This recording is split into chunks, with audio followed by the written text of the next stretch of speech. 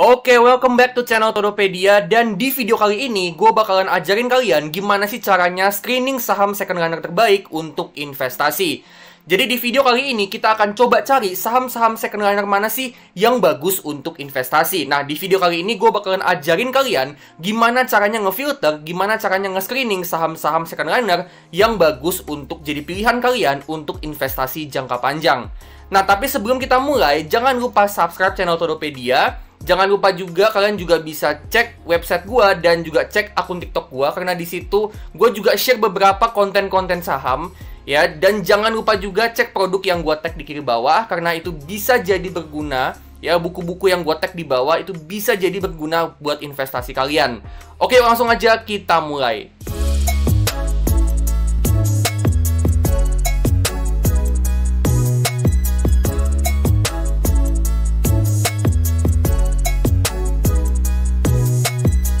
Oke, jadi untuk nge-screening saham-saham second runner terbaik untuk investasi, di sini gue bakalan pakai beberapa kriteria.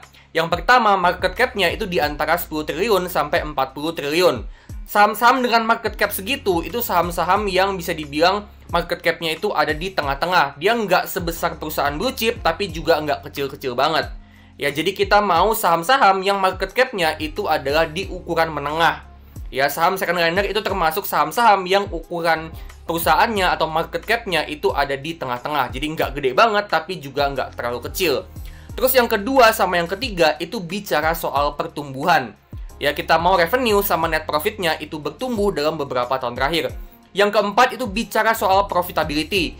Kita mau perusahaan yang return on equity-nya itu minimal 10%. Ya, saham-saham yang punya tingkat profitability yang bagus, yang artinya dia bisa hasilin profit itu minimal 10% dari modal yang dia punya di dalam bisnisnya. Kalau misalnya saham-saham itu return on equity-nya rendah, katakanlah 5%, menurut gua, mendingan kita investasi di deposito daripada di saham. Ya, kalau misalnya return on equity-nya di atas 10%, artinya kita bisa expect return yang gede dari saham tersebut. Nah, terus setelah itu apa? Current ratio-nya di atas 100%. Ini artinya si perusahaan itu bisa ngelunasin utang jangka pendeknya. Ya, utang jangka pendek itu harus banget dilunasin dan perusahaan itu wajib banget punya aset lancar yang mampu untuk ngebayar utang jangka pendeknya. Ya, jadi current ratio di atas 100% itu berarti kalau perusahaan itu dari segi kemampuan bayar utang jangka pendek, dia ini dalam kondisi yang aman dan dia mampu ngelunasin utang jangka pendeknya. Terus yang keenam, kita bicara soal cash flow ya. Kita mau free cash flow itu minimal 1 triliun. Ya, jadi kita bukan cuma mau revenue bertumbuh, net profit bertumbuh, return on equity minimal 10%, ya perusahaan yang cetak profit, tapi kita juga mau perusahaan itu bisa hasilin cash flow yang gede. Ya, di sini gue mau minimal 1 triliun. Ya, free cash flow-nya gue mau minimal 1 triliun, yang artinya perusahaan itu mampu hasilin uang kas masuk ke dalam bisnisnya. Terus yang ketujuh, kita bicara soal dividend yield. Gue juga mau perusahaan yang bagi dividen itu minimal banget 4%. Ya, gue juga nggak mau perusahaan yang bener-bener nggak bagi dividen. Itu juga gue nggak suka. Ya, gue pengen perusahaan itu dia nggak mau nahan-nahan profit. Ya, gue mau perusahaan itu dia kasih dividennya ke investor. Minimal banget yieldnya itu 4%. Oke? Terus yang ke-8 sama yang ke-9 itu bicara soal valuasi, teman-teman. Jadi gue mau price to earnings atau ya PER-nya itu maksimal 12 kali. Ya, gue mau PER-nya itu maksimal 12 kali. Dan price to book value atau PBV itu maksimal 2 kali. Ya, jadi gue nggak mau perusahaan yang terlalu mahal, saham-saham yang valuasinya terlalu mahal. Karena perusahaan yang valuasinya terlalu mahal itu bisa ngurangin return investasi. Ya, jadi valuasi itu ngaruh banget ke return investasi. Makin mahal valuasinya, return investasinya akan makin kecil. Dan makin murah valuasinya, return investasinya, potensinya itu akan makin gede. Ya, jadi gue akan pakai 9 kriteria ini untuk milih saham second runner mana yang terbaik, yang sekiranya bagus untuk investasi jangka panjang. Oke, kita langsung aja mulai ke screenernya ya. Di sini gue bakalan pakai screener dari Stockbit. Kalian langsung aja masuk ke stockbit.com/screener. Nah, di situ nanti kalian akan langsung masuk ke dalam screenernya. Oke, kita langsung aja mulai ya. Pertama gue mau kasih nama dulu nih. Ya, pertama gue mau kasih nama untuk screenernya. Katakanlah gue mau pakai namanya itu saham second runner terbaik ya. Jadi gue bikin nama dulu nih, supaya nanti bisa disimpan. Jadi nanti nextnya mau ngeliat lagi, itu kita bisa lihat. Nah, deskripsi ini bebas ya, mau diisi atau enggak bebas. Untuk gue bakalan pakai ini, terus gue kasih sedikit tambahan penjelasan. Oke? Untuk investasi lah ya, jangka panjang. Jadi kita bakalan cari saham second runner terbaik untuk invest jangka panjang. Nah, untuk Stock Universe ini maksudnya adalah ya kita pakai aja IHSG gitu ya, yang artinya kita mau screener semua saham yang ada di IHSG. Nah, kalian bisa milih nih, kalian mau pakai Stock Universe-nya yang mana. Nanti next-nya misalnya kalian mau coba screening sendiri, kalian bisa pilih nih, mau pakai Stock Universe yang mana, mau pakai indeks apa gitu ya. Jadi kalian pilih Stock Universe tempat kalian untuk screening. Nah, tapi gua di sini mau screening untuk semua saham Indo. Artinya Stock Universe-nya adalah IHSG. Oke, nah kita masuk ke kriteria yang pertama, yaitu untuk market cap-nya ya. Kita cari aja market cap. Nah, pilih di sini market cap ya. Market cap-nya itu antara 10 triliun. Gue ketik dulu 10. Oke, gue make sure lagi ini 10.000 juta miliar ya, ada triliun. Oke. Terus untuk ini kan minimalnya ya, minimal 10T. Kita tambah lagi, add a rule lagi, basic ratio ya. Klik add rule, terus pilih basic ratio. Kita ketik lagi market cap lagi ya. Tadi di minimal 10T, sekarang kita mau maksimal 40T. Oke, 40.000 juta miliar triliun ya. Gue perlu dikte itu supaya gue nggak miss nolnya. Oke, kita udah set ya market cap-nya antara 10T sampai 40T. Oke. Nah, terus kita masuk ke kriteria berikutnya apa? Untuk revenue sama profit kita mau bertumbuh. Nah, caranya kayak gini. Kita klik add rule, basic ratio, revenue. Terus kita pilih revenue growth 3 year ya. Jadi kita mau dalam 3 tahun terakhir dia bertumbuh. Ya, revenue growth-nya 3 year. Jadi dalam 3 tahun terakhir kita mau dia bertumbuh. Nah, ini kita pilih aja di atas 1. Artinya di atas 1% pertumbuhannya. Artinya dia bertumbuh. Oke? Nah, net income juga sama. Net profit juga sama. Net profit. Net profit. Oh, bukan. Net income, sorry. Net income. Kita pilih di sini growth 3 year ya. Oke. Sama juga di atas 1. Oke, jadi kita mau revenue sama profitnya bertumbuh. Nah, terus berikutnya apa? Kita mau dari segi profitability, kita mau return on equity-nya itu minimal 10%. Ya, minimal 10%. Kita ya minimal 10. Nah, minimal 10%. Terus untuk kita mau juga dari segi current ratio itu di atas 100%. Sama juga basic ratio ya, current ratio itu di atas 100%. Nah, kalau di sini kita ketik aja 1. Ya, karena 1 itu kan udah di atas, itu kan 1 itu kan sama dengan 100%. Ya, dengan kita mau minimal 100%, artinya kita mau current ratio-nya itu minimal 1. Oke. Terus untuk free cash flow ya, sama juga basic ratio, kita ketik free cash flow. Ya, kita mau supaya free cash flow-nya itu minimal 1T. Oke, jadi kita klik lebih besar sama dengan ya 1T. 1000 juta miliar triliun. Oke. 1000, gue make sure lagi ya, 1000 juta miliar. Oke.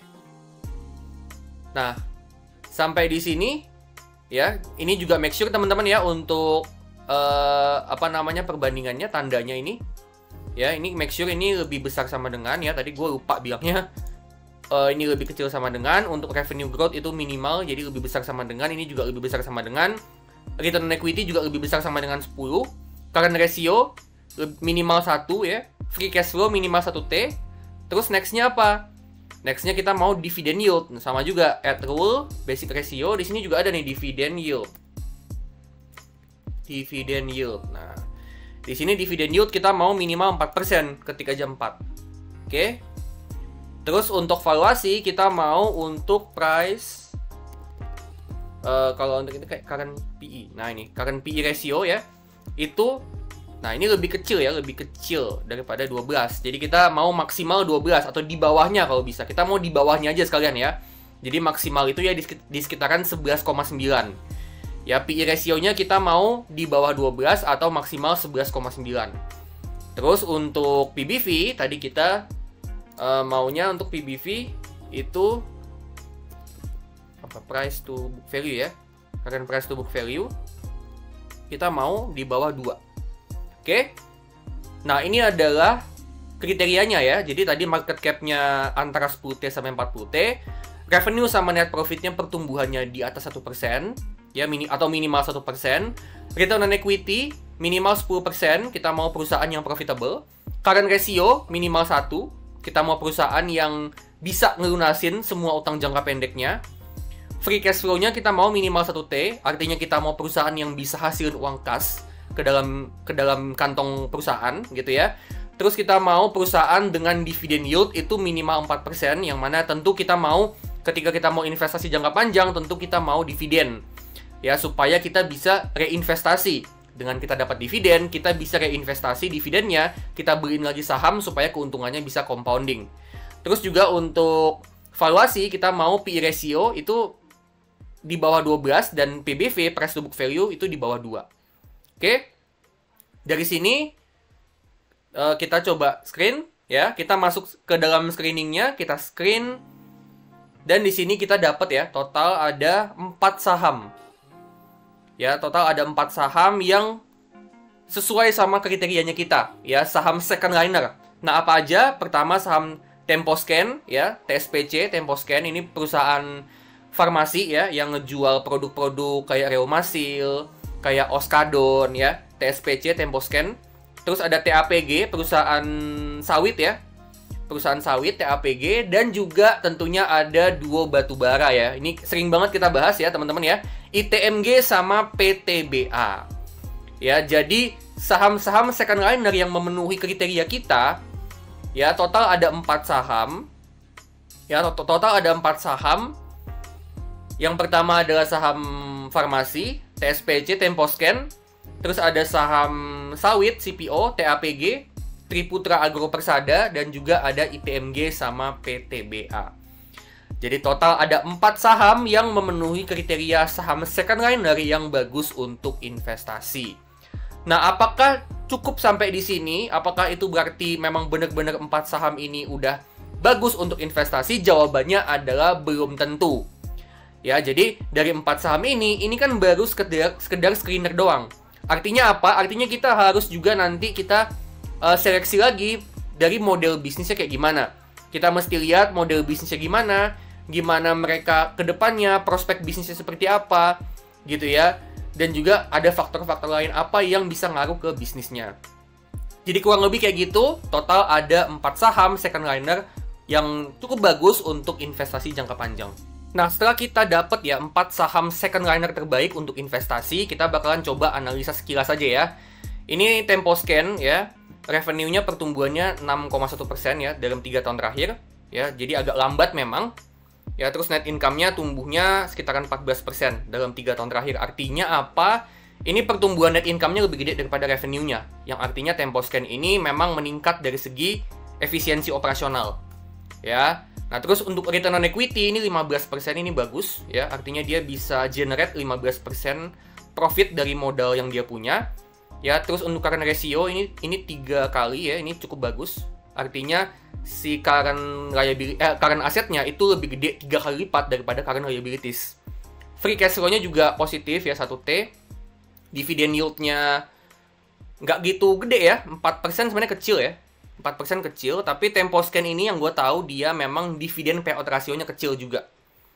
Jadi memang dia dividen yang dia bagi itu persentasenya sedikit dari labanya. Terus untuk PE-nya 8,4, PER-nya 1,3. Ya lumayan murah.